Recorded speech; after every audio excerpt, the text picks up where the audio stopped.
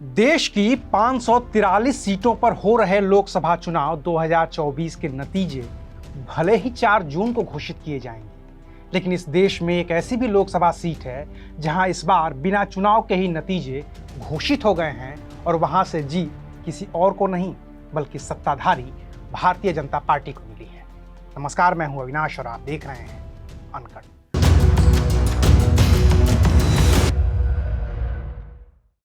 मैं बात कर रहा हूं गुजरात की 26 लोकसभा सीटों में से एक सीट सूरत की, जहां कांग्रेस कैंडिडेट का नामांकन कैंसिल होने के बाद बीजेपी ने निर्विरोध ही चुनाव जीत लिया है।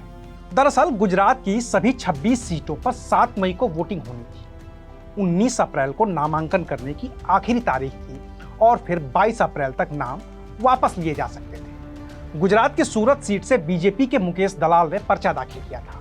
वहीं कांग्रेस की ओर से नीलेश कुंभानी उम्मीदवार थे, लेकिन नीलेश कुंभानी के साथ खेल हो गया। दरअसल नीलेश कुंभानी की उम्मीदवारी के लिए 3 प्रस्तावक थे।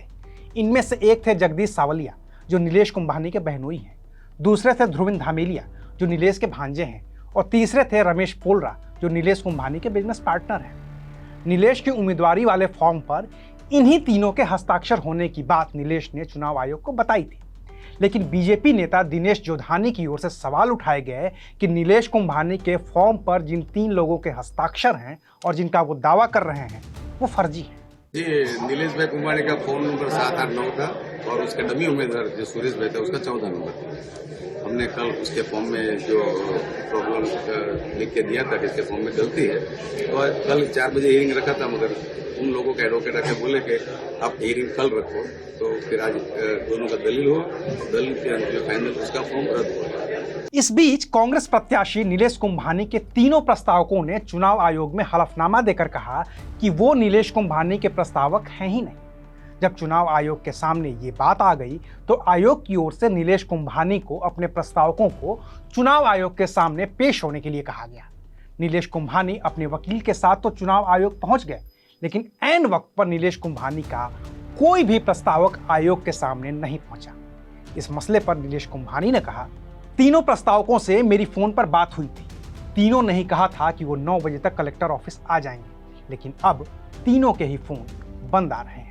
और जब प्रस्तावक कलेक्टर ऑफिस नहीं पहुंचे तो निर्वाचन अधिकारी सौरभ पारधी ने नीलेश कुंभानी का नामांकन ही रद्द कर दिया। हालांकि इस फैसले पर कांग्रेस के उम्मीदवार रहे नीलेश कुंभानी के वकील ने सवाल भी उठाए और कहा कि हमारे प्रस्तावकों का अपहरण हुआ है और हस्ताक्षरों की जांच के बिना ही फॉर्म को रद्द करना गलत है। हमारे तरफ से ये आर्ग्यूमेंट किया गया था कि जो सपोर्टर्स कल कलेक्टर साहब के पास आए थे और जिन्होंने ये कहा है कि हमारा सिग्नेचर नहीं है नॉमिनेशन पेपर पे, उन्होंने क्यों कहा, अंडर थ्रेट कहा या कोई लालच में आकर के कहा, वो वेरीफाई किए बिना हमारा नॉमिनेशन पेपर यानी कि कैंडिडेट नीलेश कुंभानी का नॉमिनेशन पेपर कैंसिल हुआ है।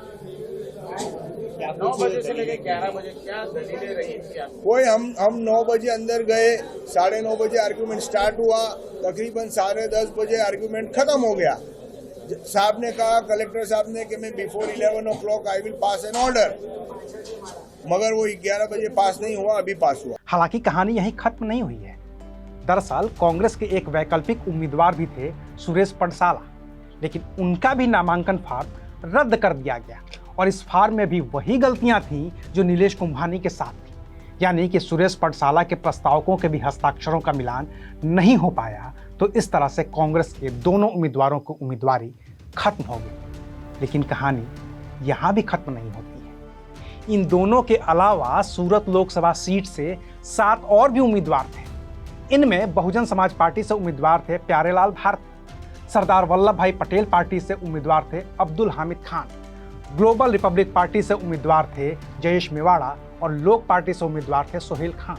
इनके अलावा अजीत सिंह उमट, किशोर डायानी, बारैया रमेश भाई और भरत प्रजापति ने निर्दलीय ही पर्चा दाखिल किया था।